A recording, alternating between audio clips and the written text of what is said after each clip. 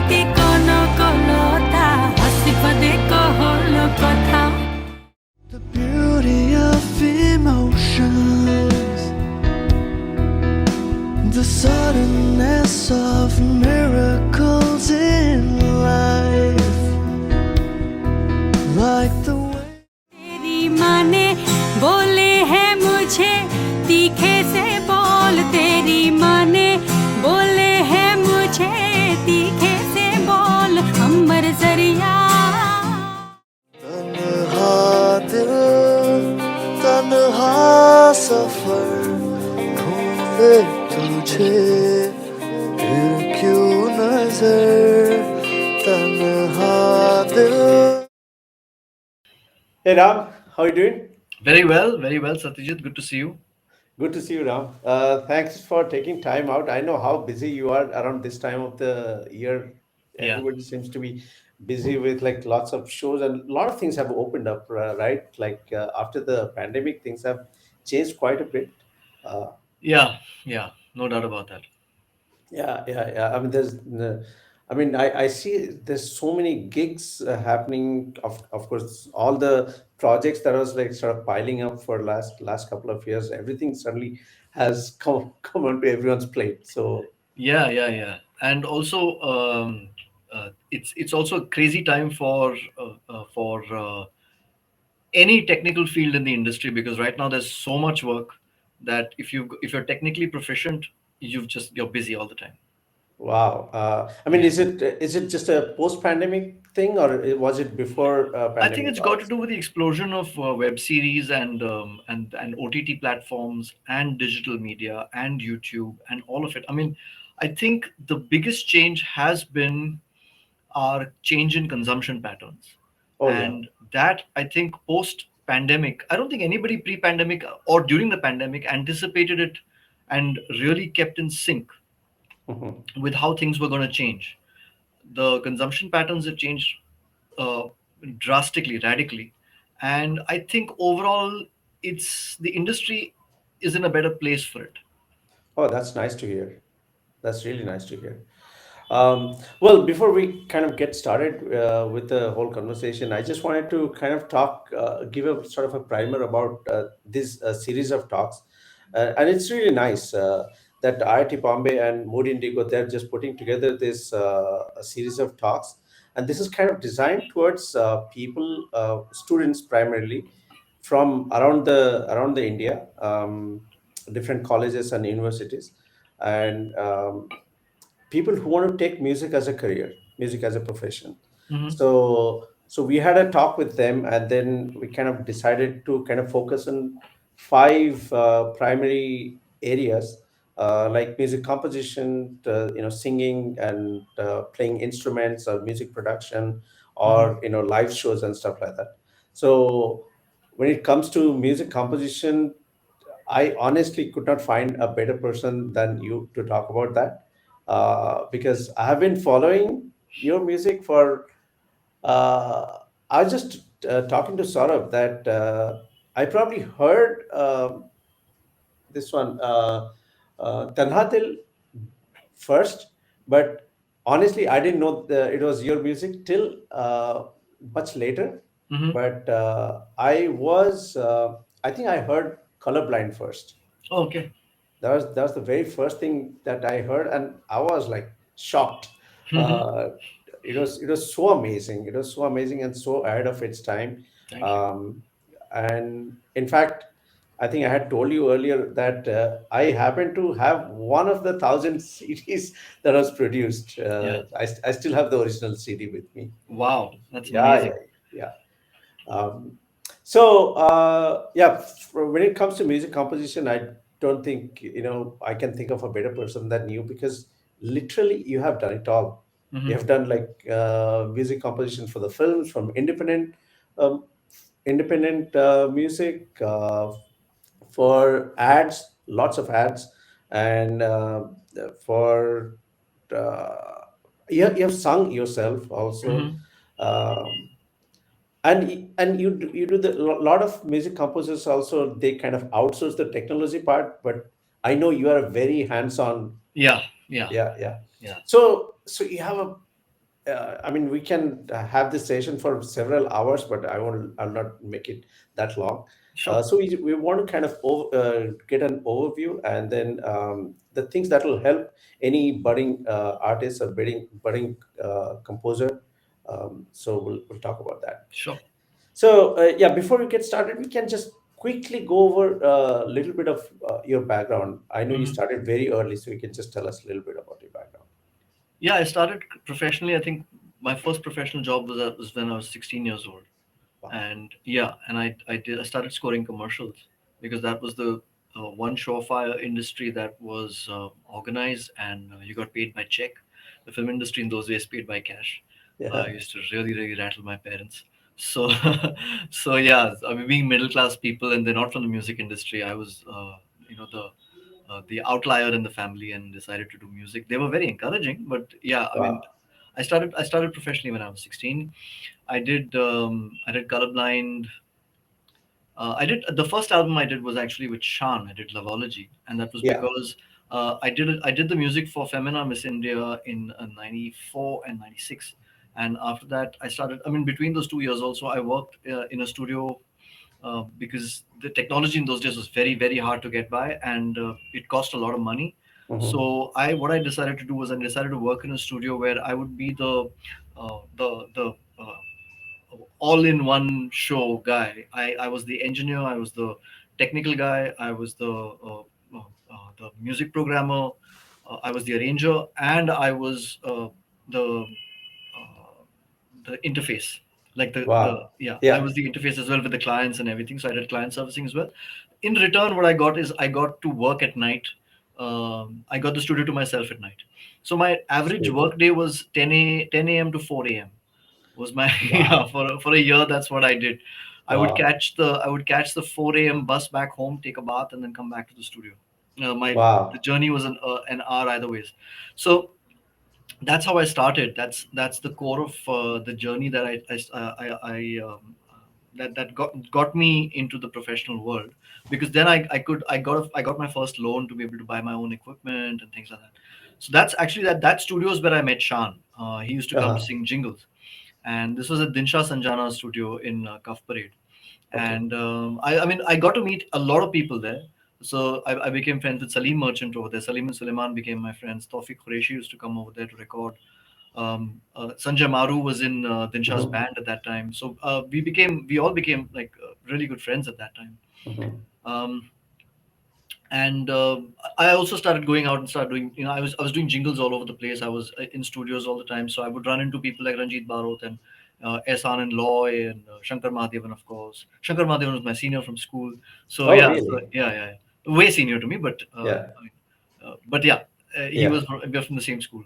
And yeah, so that's really how my journey was. Literally just hustling, trying to get work, and trying to learn how to be a professional composer. I learned it on the job actually most of the time. But I think I started composing songs when I was 9 years old, composing and writing. So Hmm. my dad is like, he's so sweet about this. He actually has a record of like my earliest songs, which are terrible. Nobody should hear them. Uh, But yeah, I started kind of woodshedding at a very young age. I think I was by the time I was 12, I was pretty convinced that I wanted to be a composer, and I mhm. wanted to be. My parents were very disappointed because they wanted me to be a singer, but I felt that composition was my thing because right from my childhood, I would flip the LPs, Yeah. the LPs that my father had, and I would look at the who had done what and the credits and the Yeah. production credits, and I would Uh-huh. see these consoles on the back of the LPs where people are sitting at these massive consoles, and Yeah. I would be fascinated by that, and I wanted to be in that world. Uh-huh. So music making always, I mean, my heroes were always musicians. My heroes were always composers, producers. I mean, I knew about George Martin when I was 12 years old. Oh, wow. And yeah, and I was really intrigued by the process of kind of in those days what was called making a record, Hmm. but now it's music making. Hmm. And so yeah, that's really how I started. And um, I think the first big lesson that I learned from, I mean, of course, this is I'm talking purely about Hindi music, but my first love when I was about 14 or 15 was that I wanted to have my own rock band. And I used to play in a Mhm. rock band, which I think they still perform nowadays. And they're a band from Chembur called Pythagoras and the Right Angles. And I was, Oh, that was yeah, I think Sarosh and that's right, that's right, Paddy were also part of that's it. right, that's right. Yeah, yeah, yeah. So So Paddy's, they came after you or they came before? no, no, no, no. Sarosh, me, Jay Shankar, we're the founding members of the band. I was so young, Oh. they used to call me Pram. I was the keyboard player That's then. In funny. fact, we went and played IIT as well. I played IIT when I was Oh, in school. Yeah, oh, holy cow! yeah, that was Wow. crazy. Yeah, I was not even in the 10th standard. I think I was 13 or something when I went and played IIT. I played keyboards and I sang backing vocals, and I was mad. And I knew Paddy from then. Paddy knew me from school and college. Oh, sweet. Knows me from school and college. Yeah, yeah. And yeah, Paddy was very encouraging. There were other people around. Rick He Hawk, still yeah, is. He still yeah, is. he's a fabulous guy. He's the Yeah, same. He's a gem of a human being. yeah, yeah. But all of them, I'm friends with all of them even now. They're all great guys, and I they were playing covers, and I wanted to make my own originals. So I started writing songs. So I quit the band and I went in a different direction. And I remember one of the gigs that we were playing somewhere. Pythagoras was playing, and we came off stage, and this band went on called Modus Operandi, and Siddharth Ashrekar was on guitar, and Oh. he was just unbelievable. I mean, he was so good Hmm. that I knew that I wanted to make music with Sid. You know, he was like Okay. great, great, great talent. Simply because there are musicians and then there are artists. You know, Yeah. and yeah, True. he's an artist. So Yes. I mean, I started writing the songs for Colourblind and kind of structuring that at a pretty young age. I used to, one of the beautiful things that used to happen in advertising was that I would go to the studio and we would Yeah. set up all our equipment, and invariably they'd be recording the voiceovers and they'd be doing all that other stuff. Yeah. So I would set up at 11, but I would actually get to work with the video by Yeah. around 3 o'clock or 3:30. So I used to take Okay. that time to write music. Oh, So sweet. I would not be outside hanging out playing, Scrabble or chilling with my Wow. friends. I'd be inside. I'd be writing music. So I was obsessive for a Hmm. long time. I was really obsessive, and I started putting all that material together. And with Shaan, later on, we started developing Lavology. Lavology came out much, much later than it was made. I must have made Yeah. Lavology when I was 18 or 17 or something, and he was Uh-huh. 19 or 20 or something. Yeah. We were kids when we made Lavology, and the one lesson I learned very brutally was that dance music doesn't work in India. I mean, if you want to make Uh-huh. dance music, you got to make it in film, or you got to do it like the Punjabis do it. But Okay. like kind of, you're seen as frivolous if you're making that kind of music. So I always felt that, I mean, the only way to be able to cut through with Shaan was to be able to make a song that touched people, that had Sure. that Musafir Hu Yaro type of feeling. It had Oh, that, absolutely. Uh-huh. yeah, it had that kind of soul to it. And that was the reason why I was, the next thing I wanted to do with him was Tanha Dil, and I was so sure because the song came to me in one go, and including the Wow. hook, including Uh-huh. Tanha Dil, Tanha Safar, that those words also came in. The chorus. Everything, the chorus came in my head, and the whole song came in one go. And Wow. that's the miracle with composition. Actually, you don't know how it comes. You really don't Hmm. know how it comes. But I think it's very similar to. I mean, these are horrible analogies Yeah. because not none of them are perfect. Yeah. But one of the analogies that I give people is it's like deep sea diving for pearls. Wow. You know, Hmm. so you go with a little satchel, and you have to dive into the ocean, Hmm. and you have to find these oysters, and you put them into your satchel, and you come back up, and some of them will have pearls and some of them won't have pearls. Uh-huh. um, but you have to love the process. You have to love deep sea Yeah. diving. Yeah. So so that's really what composition is like. It's kind of like a deep sea dive. You have to do the work. There's And no I think no other way. sometimes also you keep building stuff on your own, and so, it may not work at that point of time, but sometimes it'll maybe that frame of mind it probably doesn't work, but it might work later for some other Oh, for situation. sure, for sure. And so many songs that I composed for something else got used elsewhere. I mean, every song comes with its own destiny. Every song has its own journey. Like Mhm. Ori Chiraiya was originally composed. The melody, the mukhra was composed for Khaki, and Mhm. Oh, yeah, and it didn't work in that in that yeah. situation. For that, I composed Mere Mola Karam Ho Karam, which was sung by Uh-huh. Richa Sharma, and this song, which was Orichiraya's, Yeah. the original lyrics was Suna Suna. That's how I had composed it, Yeah. and Yeah. I just kept it in the back burner. And then 10 years later, it found the right home. Yeah. Yeah. Yeah. So you can't get precious about these things. You have to be able Hmm. to um, you have to have a repository of music. You can't Hmm. yeah you can't get precious. I mean, people keep asking, like sometimes people are like, aren't you afraid that sometimes, like sometimes the ideas will run out, or the muse will desert you, or Hmm. you'll be bereft of ideas. Yeah. But that is the idea. The idea is to let your ego go, to realize that you're not the source. Yeah. You're just a medium. Things are flowing Yeah. through you. And in this lifetime, even if you make as much music as Raja, you're just a Yeah. drop in the ocean of music. Uh-huh. None of us have made as much music as Raja. None of us will ever make as much music as Raja, Yeah. Yeah. the genius. But Uh-huh. even he is a drop in the ocean. Yeah. You know. Well, So yeah, that's right. yeah, That's right. music is an ocean. It's Yeah. insane how vast it is.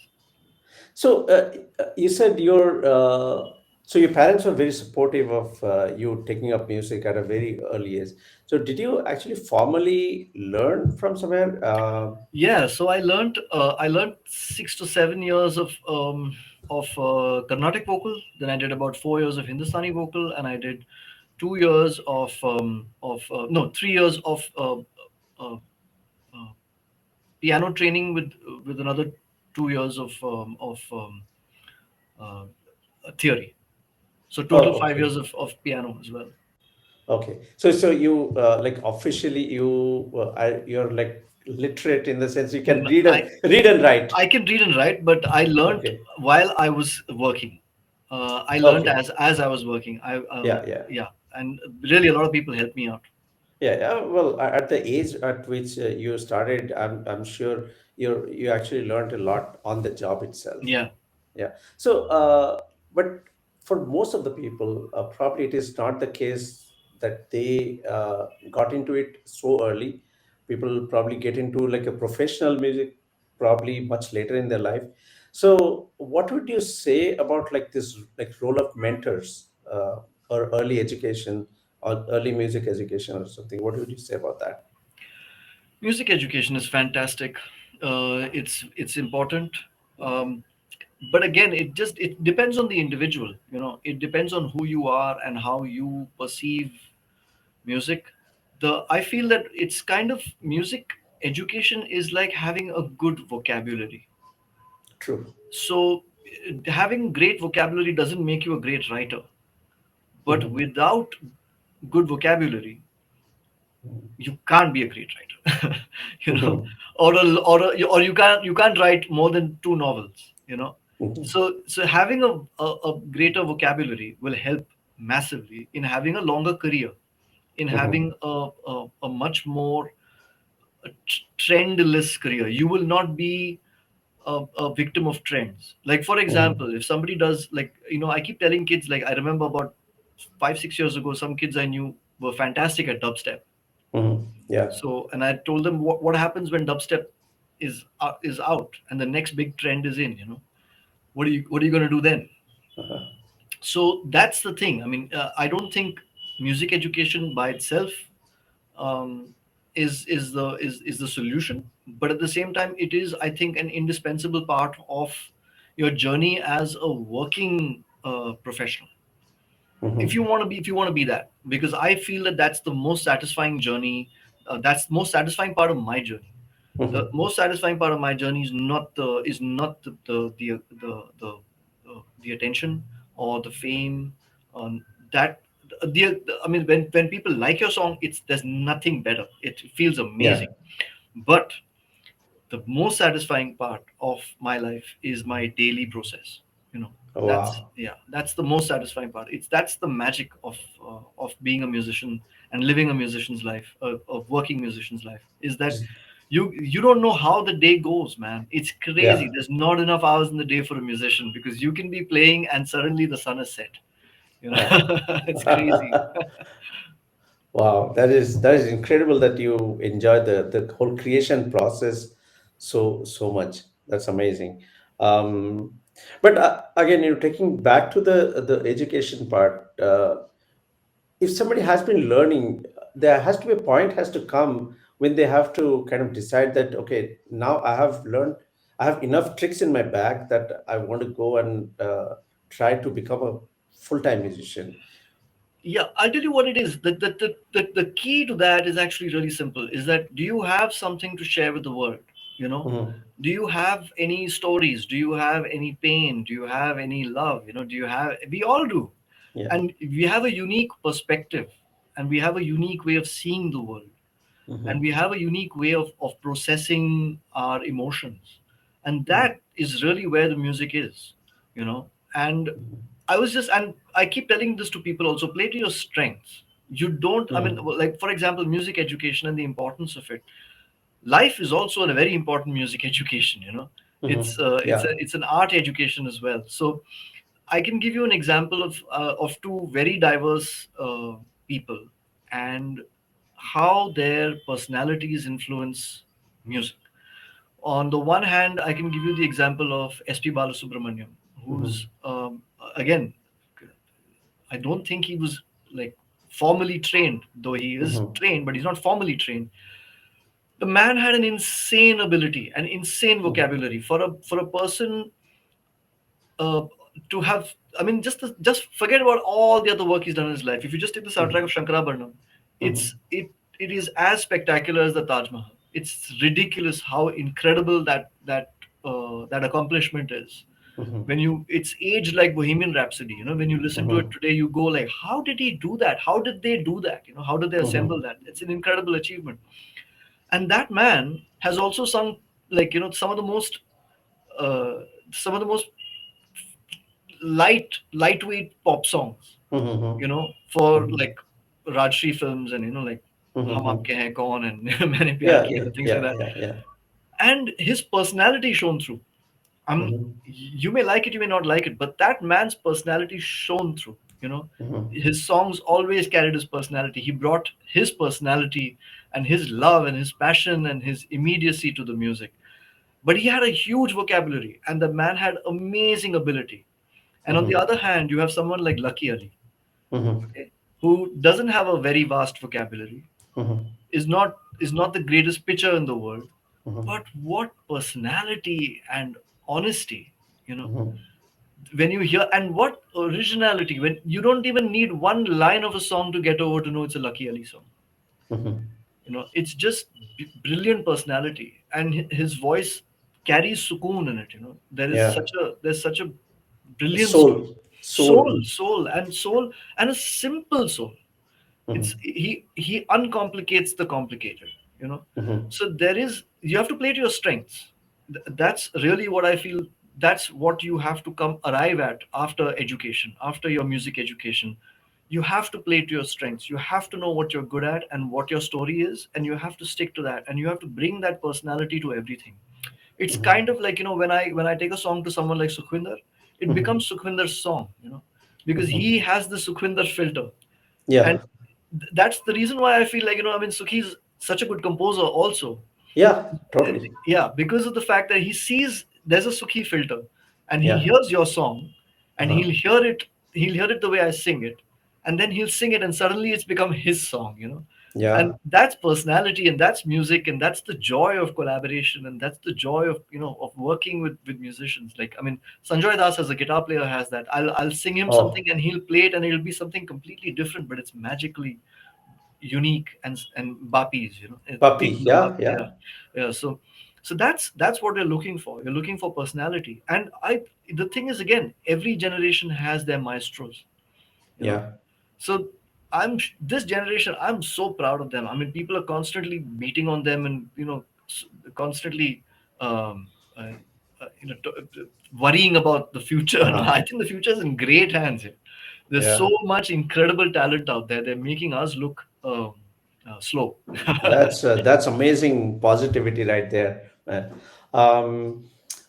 So again, if somebody wants to become like a career musician in India, how much of the Indian context they have to develop, like whether it's like the rich classical music heritage, or anything like the Bollywood music or Carnatic or Hindustani or Ghazal or Tumris, or how much of the Indian vocabulary they have to gather? Gather it as you go. It's not, it's not a race. But having said that, I think without an Indian vocabulary, I think your career has a very, very limited span.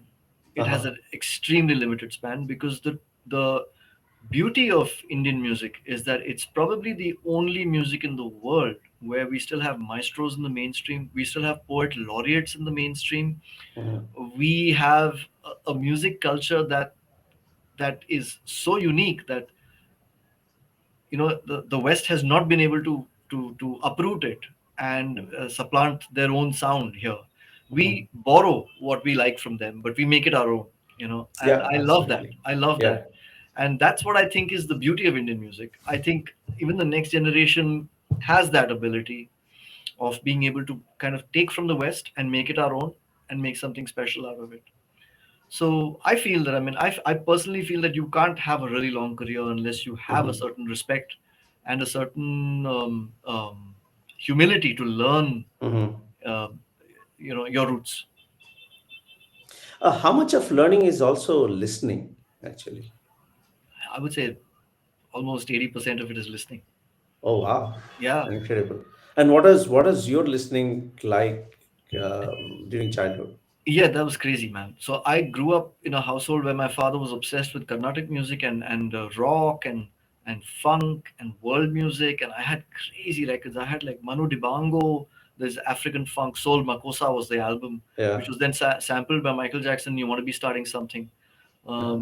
Mama say, Mama sa, Mama kosa, Uh-huh. Mama Yeah, say, yeah. Mama sa. That's Soul Makosa. That's Manu Dibango. He's a South African Oh, jazz was musician, it? I funk. mean, Yeah, yeah, yeah. Santana also does that in his live Yeah, no, shows. no, this is South African. This is like hardcore.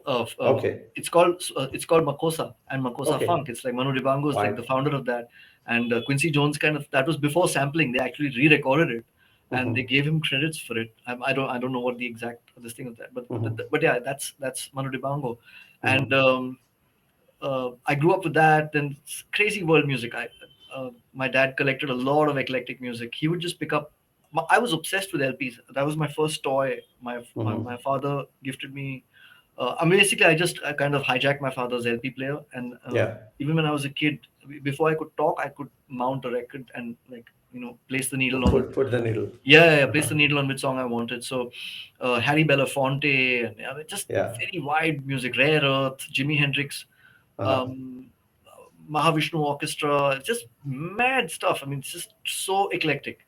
Wow. And Palghat Mani Iyer, and Mm-hmm. all the great Madurai Mani Iyer, and Mm-hmm. all the great maestros of T.N. Krishnan. So I grew up Mm-hmm. on that kind of music. I grew up on a lot of uh, uh, really like hardcore uh, uh, diet of that. And my mother was completely into Bollywood music. So from my Oh mother, I wow. got, yeah, my mother from my mother, and my mother had a very unusual memory um, for Hindi, specifically Hindi film music, because she segregated songs by composers.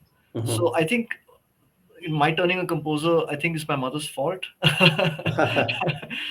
Because she was very clear that she was a huge fan of Madan Mohan. She was a huge fan of the music that Pancham had done with Shakti Samanta, and Okay. Pancham and Majru Sultanpuri had done with Nasir Oh, Hussain, and so we had like separate rows of different, like SD Burman with Chetan Anand. Like I yeah. grew up with that history. I grew up with the names, Yeah. because of my mother's love for the details. Wow. That's like finding those details back in those days was also not that easy, to find all the credits, like who composed, who wrote the things, or what, whose movie, like you said Shakti Sawanta. Yeah, So you have to also know who made the movies. It's yeah, like a completely two different yeah. things. I That's mean, true. I'm That's so true. glad that she actually sort of gave credits to all of these people associated with making the Yeah, music. yeah. That's That's it's part of the reason why I grew up like that. And yeah. I was really obsessed with the whole process of music making. Yeah. So that's really what my listening was. I was always shocked that people didn't listen to eclectic music. Yeah. I was always kind of surprised that, yo, you don't listen to world music. Oh, that's strange. I Yeah. always thought it was quite unusual. Yeah. Then I got into rock music because of my friends, and I had other friends who used to, kind of loan me LPs. And Mhm. um, uh, the the chamber I grew up in was really, really diverse, man. Mhm. I had a lot of people out there with crazy record collections, and Mhm. I used to go over to their house and sit and listen to records. Um, it was not like it is today, right? Music today is just flowing off your phone. But those Mhm. days you actually had to make the Yeah. effort. And Yeah. and if you went to listen to an album, you Mhm. listen to the whole album, man. You just Well, kept yeah. quiet. Yeah. Yeah, I remember the first time I heard Moving Pictures, Uh-huh. in the Rush album, Moving Pictures. Uh-huh. Oh my God, my world changed. It was insane. I couldn't believe what was happening. I couldn't believe the Mhm. speakers of, when I heard Tom Sawyer for the first time. Oh my Okay. goodness, man, my life changed. There was Neil Peart, you know, Okay. yeah, it was insane. And so I remember, that's what I'm saying. I barely remember any stories of my childhood. I have no memories of school. I have virtually no memories of college. In fact, a lot of Uh, people from my college and school are offended when we meet because I can't recognize anyone. But mhm. I can remember the exact moment when I heard Purple Rush. Haze. Yeah. Yeah, or I remember hearing Rush. I remember hearing certain songs by the Beatles. Mhm. And I remember hearing Yes, owner of a Lonely Heart, Uh-huh. like it was yesterday, Uh-huh. man. The first time I heard that song, oh my God, the production on that was just seminal. Yeah. So yeah, those kind of memories, I mean, that's my whole life. My whole life is kind of marked Uh, in music. Wow, incredible. And I was in fact going to ask you about like this approach to like different genre of different style of music, but you already answered that. Like Yeah. it's so rich. And in fact, talking of which, you also produced, which is like I come from Odisha, and you also produce Rangabati, which is like something that we have grown up with. And Yeah. then that was like one of the songs that I sang on the stage when I was like in the second or third grade for the first time. Wow. I went on the stage and I sang that. Wow. So it is incredible what you did with that song with Rituraj and what's With the Sona. rapper? Yeah. Yeah, And Sona the and two kids, yeah, the two kids, yeah, yeah, yeah. Dope Daddy. Rajesh and Tomcat. Yeah. Yeah. Yeah, yeah, yeah. Yeah. I mean, so what you did with that song is incredible, Oh, incredible. thank you. Yeah, Thank yeah, you. yeah. Cool. So now we'll talk about the sort of the core topic here, which is making money, composing music, right? Hmm. And in my mind, I can think of a couple of different avenues, and you can correct me if I'm wrong. One is like composition, whether you're composing for movies or TV or web series or OTT or ad jingles, and Hmm. that is one way. And the other one is performing, whether you're performing like your songs, or in many other cases also people perform all different kinds of concerts, whether it's like a cover show or whether it's their own songs or anything like that. And then there is the third type is teaching music, right? So we'll talk about all the three things, and of course you being you, so let's just start with the composition part, and then all the different kind of compositions that you have done and you have been doing.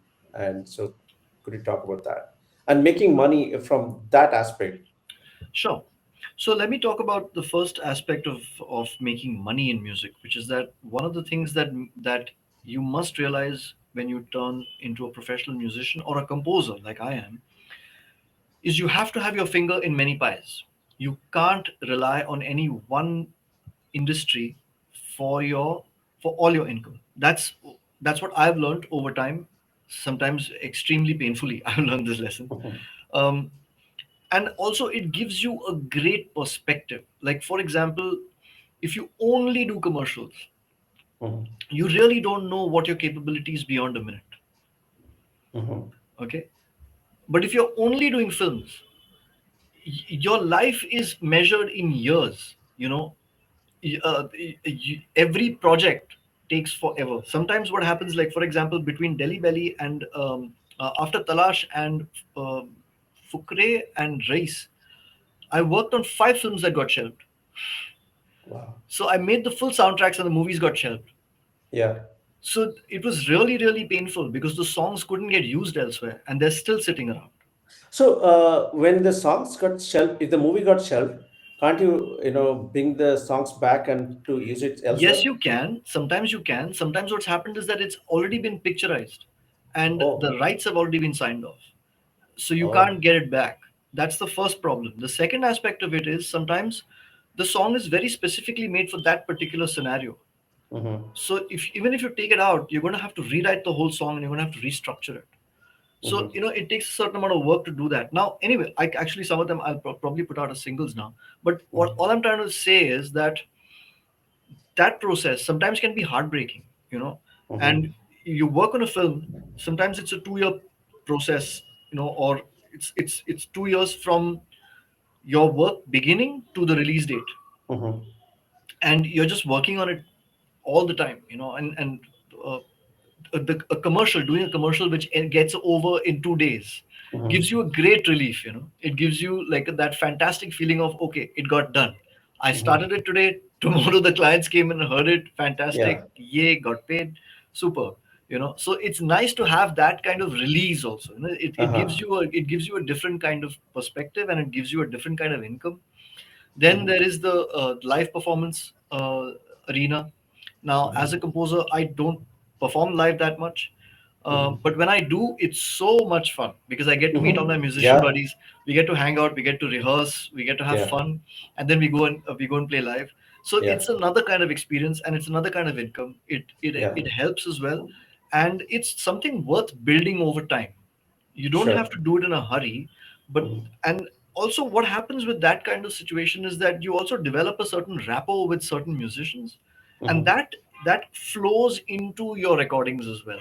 So that's the kind of rapport, like for example, Yeah. I have with Sanjoy Das, with Bapi, Yeah. because Yeah. he plays live with me all the time. Yes. I have that connection with him. I have that connection with Keshav Iyengar on bass. Mm-hmm. So I remember talking to Keshav about the bass line of Katte when we were working on it, Wow. and I had arranged every note of that song, literally. Like I had arranged Uh-huh.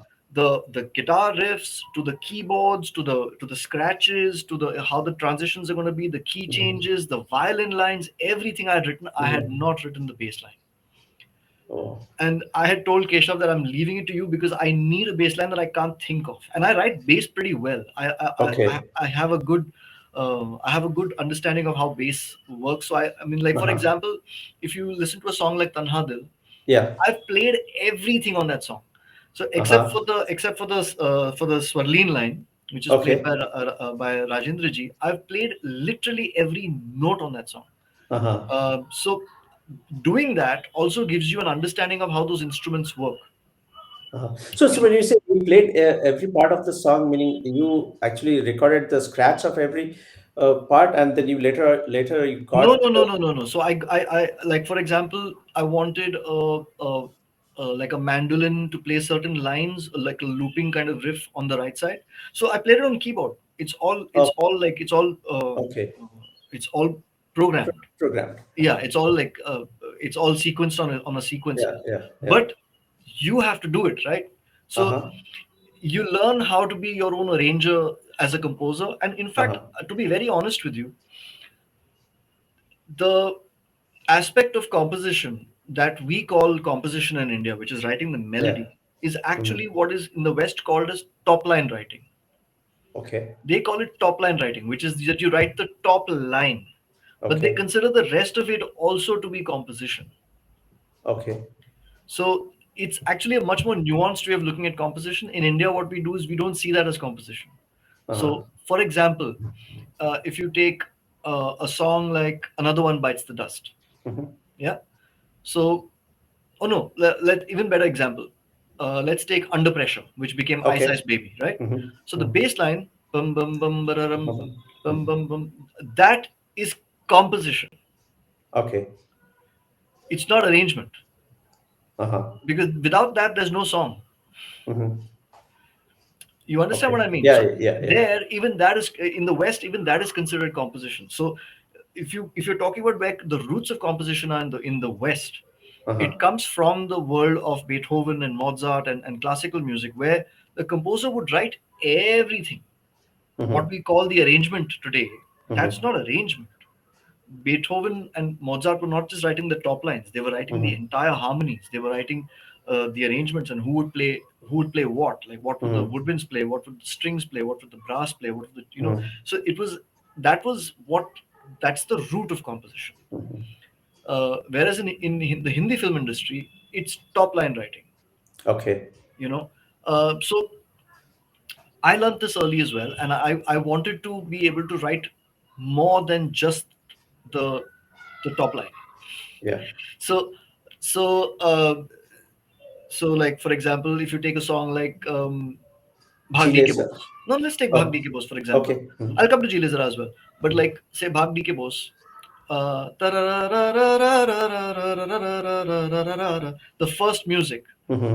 the solo that Bapi plays, Yeah, then yeah, he plays like a full shred solo at yeah, the yeah. end, which is Bapi Uh-huh. completely. But the Okay. first solo is written by me. Uh-huh. Yeah. That's written by me. Like Uh-huh. for example, on Jee Le Zara, pum pum pum pum pum pum pum. That's part of the song. Yeah. It's part of the Yes. composition. Mm-hmm. So you can't alienate that.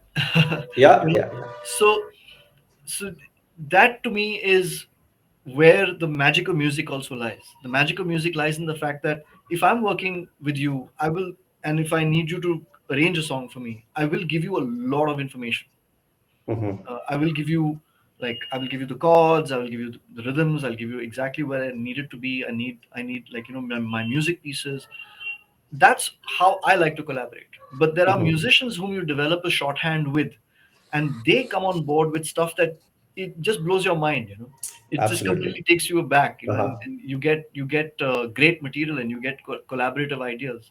Yeah. And that's the second aspect of it, which is that making money is also a collaborative effort, which Mm-hmm. is that always collaborate, always work Mm-hmm. with people who know more than you, always ask stupid questions, Mm-hmm. because there are no stupid questions. The only stupid question is when you ask something 10 times and somebody's explained it to you and you're asking Mm-hmm. it for the 11th time.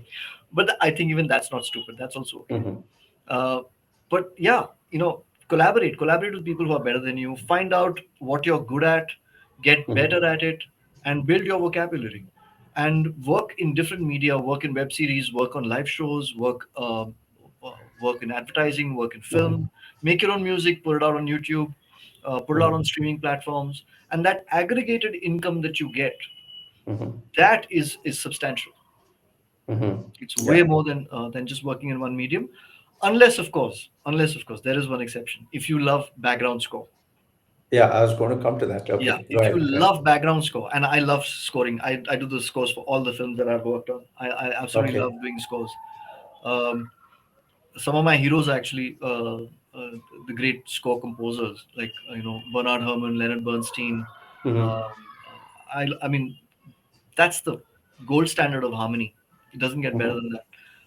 All the way to our own composers. I mean, some of A.R. Rahman's background scores are absolutely just unbelievable. Yeah. Yeah. The same with Raja sir and his background scores. Mm-hmm. M.S. Vishwanathan did some great background scores. Madan Mohan did some great background scores. S.D. Burman did some fantastic ones. R.D. Burman, of course. So we have another history of fantastic scores. Mm-hmm. And today in the industry, background score is deeply, deeply valued. In fact, if I can name one aspect of our filmmaking that has Mm-hmm. grown um, magnificently and Mm-hmm. has grown immensely over the last 2 decades, I would Mm-hmm. say it's cinematography and background score. Mm-hmm. You know, Yeah. they're both the technical aspects of those both. I mean, like for example, a film like KGF. Mm-hmm. It's there's no KGF without the score. There's no Vikram Mm-hmm. Vedha without the score. There's no. Mm-hmm. I mean, there's so many films, so Yeah. many Yeah. films right Yeah. now Yeah. have fantastic scores. Yeah. So I know you also now work on a lot of like web series and stuff like that. So how is that any different, or is there it's just the same process wise? When you work for a film or a web series, are they any different? No, fundamentally they're pretty much the same, except that I think in a web series I mean, I think you just think about the duration of it. It's like kind of like working on three movies. Mm-hmm. It's just Yeah, duration is really, really long. yeah. So your themes have to be slightly, I mean, I think they have to be more durable, and they have to be able to kind of, they shouldn't irritate on repeat. Yeah. But then they're not probably as many songs also. Probably the films have like a lot more songs than the web series, right? Am I right? Or Not anymore. Not anymore. okay. Even films have much, much lesser songs. In fact, now web series have quite a few songs as well. Yeah, yeah, yeah. So I think that is another very good change that's happening, is that a lot of independent songs are getting licensed to web series. Okay. So it's really good for indie composers. Yeah. You can find a good representative who can help license your songs to Mm-hmm. OTT shows. Mm-hmm. A lot of them license it non-exclusively, so you can Mm-hmm. actually keep your rights Mm-hmm. and give just a license. Yeah. So, how much of the independent music making you do nowadays, or you get to do? Because I know you're like constantly working on like different ad jingles, web series, and movies. Do you still put out your like independent singles or albums or anything like that? I think 2023 I'll be putting out a lot more, Okay. because the songs have just been sitting around and I haven't done much with them, and everybody in the studio is really angry with me. So I think 2023 I'm going to put out a lot more music. Okay, okay. And I think you also did another Odia folk song very recently, also, right? Yes, excuse me.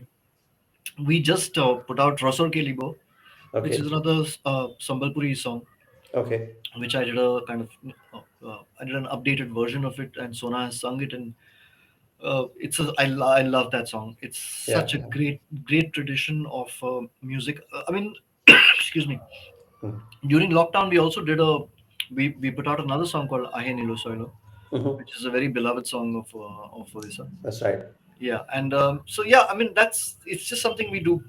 It's it's a kind of way to be able to connect back to the roots. Mhm. And for me, invariably, what happens is I learn a lot from those songs. You learn True, true. unusual structures, unusual ideas. Melodically, they go to places that conventionally in pop songs you don't go to. Uh-huh. So I love working on them, and I love Yeah. putting out that music. Rosol Gelibo Uh, is just out now.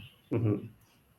And one other thing about like learning is also teaching. Actually, when you teach, you also learn a lot.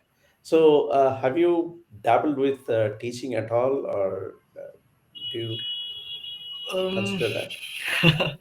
no, actually, the thing with me is that I've had a lot of people intern and work under me, and then kind of go on and have careers as well.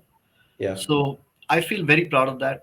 I'm very emotionally kind of satisfied by that. That people who've worked with me and now are now successful composers and musicians in their Awesome. own right. That feels great.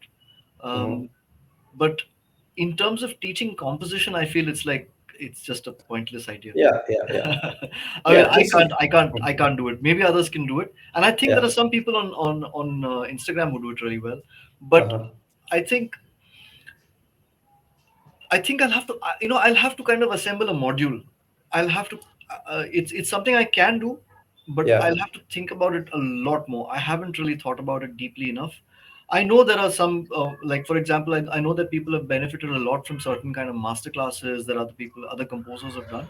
exactly. And I think what you can teach is a way of thinking, is a way of approaching composition. I think you can do Mhm. that. I think that's possible. Mhm. Yeah, yeah, yeah, absolutely. We have had like at LivDemy also, we have had like, a lot of people who have done master classes on like not exactly composition, but again, deconstruction of a song. Yeah. So there are all the different aspects. There's production aspect. There's a melody line. There's a whole harmony, the vocal harmony, or there's the whole rhythm section. So the different approach of putting all these pieces together to make a big hit song, it takes a lot of thinking actually, and a Oh lot yeah. of there's a lot of method, and so they talk about those methods, and I think those sessions, Salim himself has done quite a few of those sessions, Hmm. and I think those sessions are golden. Yeah, of course, of Yeah, course. yeah. It's actually, that's the smartest way to do it, is to break down the work that you've already done, because it's Hmm. a way of also for yourself reminding yourself, how you arrived at that place. Because when Yeah, you're actually doing it, it's mostly instinct that's driving you. yeah, yeah. But once you arrive there, then you can kind of go backwards and see, yeah, okay, that's what I, that's, Hmm. that was the reflex then, but that was actually your intuition guiding you the right way. Yeah, yeah, yeah, yeah. It was actually so sweet that Salim did one of the first sessions that he did was a song called Orepia, which is really a big song, and Yes, but it great was like song. but it was like a 20-year-old project, and he really had to go down the tubes and just find that Yeah, the project, and he had to actually recreate that environment because a lot of softwares and everything have changed also. So he had yeah, to recreate that environment to be able to run that project again, and then yeah. he showed all the different parts of the project. So that was really really nice. And definitely, we need to get you into our studio room to do some of those sessions with your songs as well. Sure, I'd love to. Yeah, yeah, yeah. Yeah, the Awesome. beauty is like certain kind of projects are very different from the others. Like for example, Coke Sure. Studio, we went live, and we are one of the few people to have recorded everything live on the floor. Like I mean, Mm-hmm. that entire session is a very very different session from the other ones, which are purely studio productions. Mm-hmm. So Mm-hmm. yeah, it's kind of exciting to be able to show how you arrive at not just the song, but also like for example, the different drum sound for Shundari Komala versus Aigiri Nandini versus Kate. Yeah, So yeah, yeah, yeah, it's there's also that aspect to it, which is how do you arrive at those kind of sounds? How do you customize each yeah. song's sonic palette? True, true, true. How much of the technology part right now, music making process is a very very technical process. Hmm. So now I know you are quite a wizard in that sense. You're quite a geek in that sense. Yeah, So I would say a geek. Yeah, I mean, yeah, yeah. yeah, I love software. Yeah. So, but for a normal person, not normal composer, how much technology do you think they should be learning how or take control over? Again, it comes down to collaboration. If you feel that you've got the right collaborator Hmm. who handles the technology and you handle the composition, great. Hmm. But I feel that, I mean, especially post, I think the line was drawn by AR. By Hmm. AR Rahman. That, I mean, that's the generation where all of us got inspired and we all came in because we were the guys who were we were the guys who were with the machines, and Hmm. we knew software and we knew how to work the machines, and we knew how to be able to be independent. My Hmm. biggest nightmare has always been not having control. Yeah. so so I'm a control freak, so I like having that control over the session, and I like Yeah. being able to kind of move things myself and place things myself and do stuff.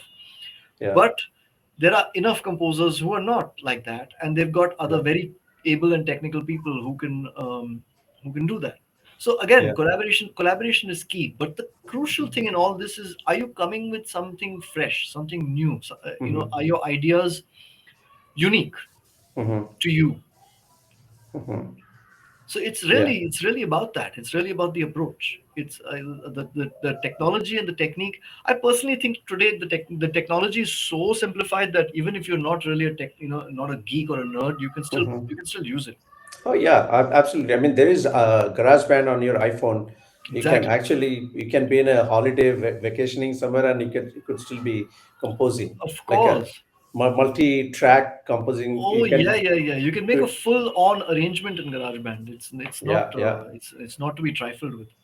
True, true, true.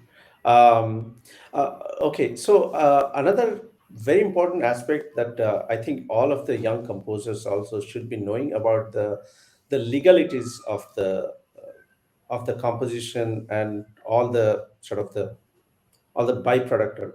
So is that something that you it needs to be like outsourced, or is it something that you need to have a like complete control on, or how much you should be learning or knowing about your what you can or what you cannot do, or how different ways you can earn revenues from your compositions legalities. Look, the legal aspect of this, I can go on forever, but the Mm-hmm. simple truth is that your bill will suffice.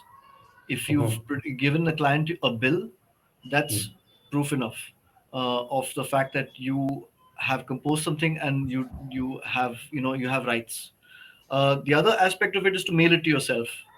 You Mm-hmm. can even email it to yourself, but you need some sort of legal proof that you have made this piece of music. Mm-hmm. Outside of that, I think, today there are forums, online forums, where you can find out information about. It was not like that when we were starting, but today it's much Mm-hmm. simpler. You can find template contracts, you can find all kinds of things to be able to make your life a little easier as a budding Yeah. composer, to be able to Mm-hmm. protect your rights. But at the same time, I think, you do need a collective to be able to ask questions to, and at that level we have an organization called MCAI, which is the music composers Association of India, where Mm-hmm. all of us together have created a sort of collective where Mm-hmm. we share information with younger composers. We share information with each other as well, just Mm-hmm. in case, somebody's being cheated, or somebody's being, Mm-hmm. deprived of their rightful payment. Mm-hmm. So we help with those kind of issues. They can go to mcai.co.in Mm-hmm. and see what work we do, and it's all working professionals. It's not a legacy organization. It's Mm-hmm. a whole bunch of working professionals who've gotten together to be able to help explain things. And Mm-hmm. joining MCI actually will help a lot of younger composers Mm-hmm. to be able to understand what rights they have and how to be able to protect them without Mm-hmm. having to spend a lot of money on lawyers. Yeah, yeah, and I think they also need to be aware of where all they can utilize the same piece of music. Like, let's say, for example, you have done Jee Le Zara, which has that ding ding ding ding ding, that riff. If some company, some brand comes to you and they just want to use just that riff, so ideally, they should buy the rights of that riff from you. Oh So, yeah, oh yeah. That right. should be the way that you go about it, which is that you can actually split a song into many sections, and you can actually license many parts of the song. Like for example, um, I think the bass line of Urvasi is can be licensed separately from the rest of the song. So Hmm. pum pum pum parararam pum pum pum. That's Yeah. one part of it, and then the rest of it Mhm. can be separate. So you can actually separate out whole sections of your song, and you can license different parts of it for sure. So That when you yeah. when you're building a song, are you saying that any composer should actually keep this like a building blocks in mind, and then have a separate entity, every building block as a separate entity? Well, that's the game, right? I mean, the most difficult part of composition is exactly that, which is that how do you keep different parts of your arrangement? Yeah. Um, can they be little hooks in themselves? Hmm. You know, Yeah. that's very difficult to do. It's very Yeah. difficult to do, and also so in sometimes it works, sometimes it doesn't work, and Okay. you can't force it. Mhm. But at the same time, I mean, for someone like me with Jee Le Zara, there's no hope because the song lies with T Series and Mhm. forever it shall be, and I'll make nothing of that.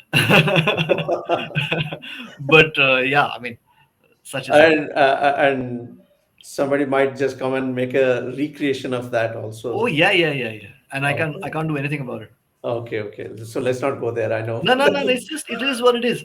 I mean, it is what Yeah. it is. I'm not bitter about it at all. I Okay. understand Okay. that's the reality of it. So. So I think we have done a quite a extensive talk about like so many different things. This has been such a wonderful discussion. I think before we end, I just want to have a like a very high level thought about like the long term sustainability of a musician as a composer. What have you Hmm. ever do you think about it Oh or? God! Right now, it looks like AI might just put all of us out of business. Just like you might be seeing people are putting out like the art, like the fine art, pieces of fine art by AI, and you can literally instruct, do me like a pencil sketch of Shiva holding bass guitar, and so they'll actually create god like Lord Shiva playing bass guitar, and Yeah, it'll do a pencil sketch of that. It's yeah, just incredible. yeah. So And yeah. and it doesn't even take the time. You've had 4 sips of coffee and it's done. It's crazy. Yeah. So what do you think about the for a musician to have a long sustainable career? So I come back to the same point, which is you need to have a vocabulary that is able to uh, take you beyond trends. So if you can last out from one trend and go to the, I mean, if you can rise above trends, Hmm. and your music can use the trend of the time, but it can also have that classic timeless ability to be able to last, then I think you've got a career. Because today what's happening is that streaming, one of the problems with streaming is that it doesn't really allow for um, breakthroughs. Hmm. It's very compartmentalized into genre, and compartmentalized into more than genre, it's compartmentalized into trend. Hmm. And I have a huge problem with playlists that are not diverse. Like, I Hmm. can't listen to one style of music. I Hmm. can't. It drives me crazy if it's only like, for example, if it's like a metal playlist. Hmm. Yeah, and if it's a metal playlist for like 1 hour of metal, Hmm. I'm just bored out of my skull, man. You Hmm. know, because I get it, I love it, but I love a good mix of music, and Hmm. streaming's taken that away completely. You Hmm. know, um, so there is a, it's all very compartmentalized, which is that people who listen to metal will only listen to metal. I mean, that's the assumption, and it's crazy assumption to make. Hmm. Yeah. But that is the assumption in the world right now, and I mean, we have to live with it. But the important thing is that, like, for example, right now there was this whole tropical trend in pop music, and now that's changed, and now synth wave is in, and then synth wave will go and something else will happen. So Hmm. all of that is just the packaging. The song Hmm. has to be timeless, the music, the True. melodies have to be timeless. So Yeah. it's timeless writing that actually tells you, like, one of the things that happened this year, which was a very pleasant surprise, was somebody had cut a reel of Dil Duba to the footage of Brahmastra. And Oh wow. yeah, a song from Khaki, Okay. which Sonu and Shreya had sung. Yeah, I know Yeah. Dil Tuba. So Yeah. so so yeah, so Dil Duba, they had cut this reel of it, which went viral on Instagram, and like Uh-huh. millions of views. Okay. And again, it's, I keep telling this to people, but they don't get it. You don't know if a song is a hit song within 6 months. You know Uh-huh. if a song is a hit song within 6 years. And Uh-huh.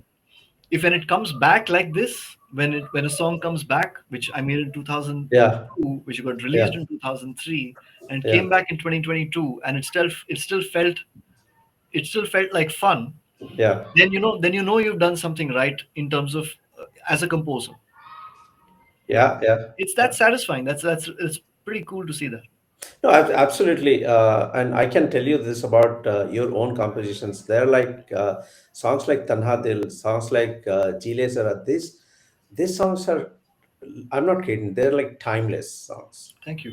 Timeless songs. And I've seen this like conversations on Twitter where people have actually written that when I die, just loop Jee Le Zara in my grave.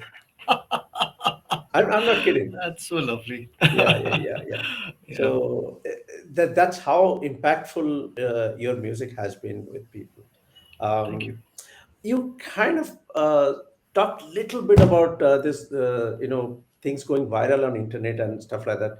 I don't see you a whole lot on social media, although honestly, this year I started seeing you putting out some like a little reels and stuff like that.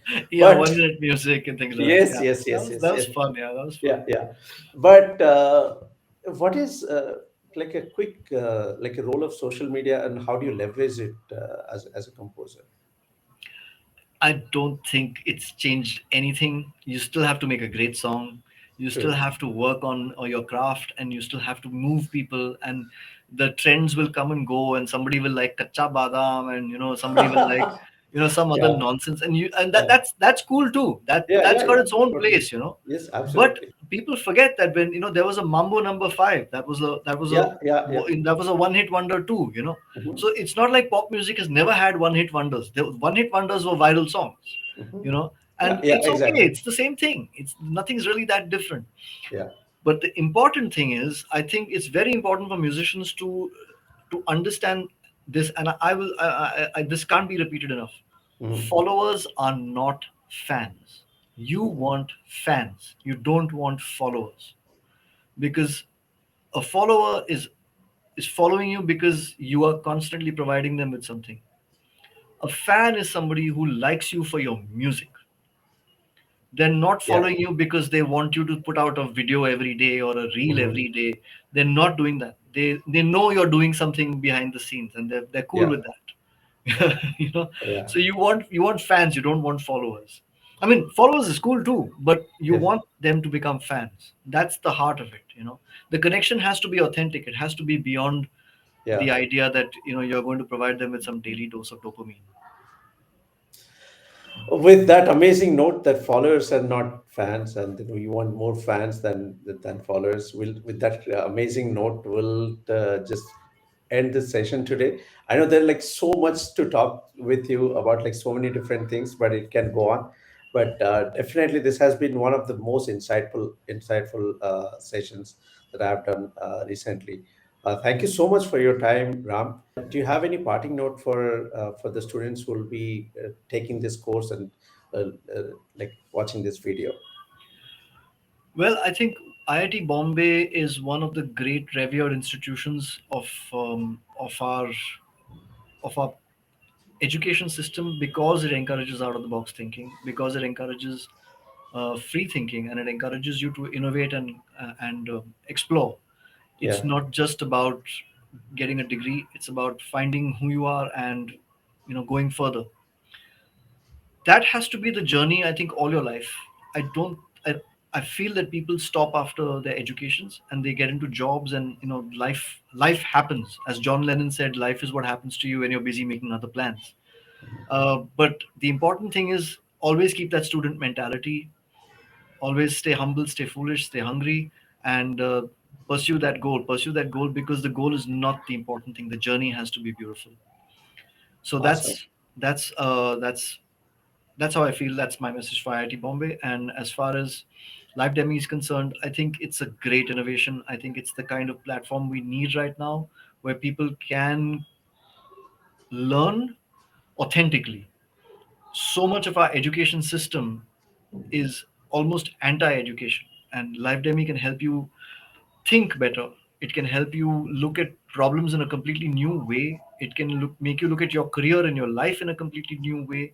It can open ideas for you, that and avenues for you that you didn't think existed, and because they didn't exist before. But now, thanks to platforms like LivDemy, you can think about these things.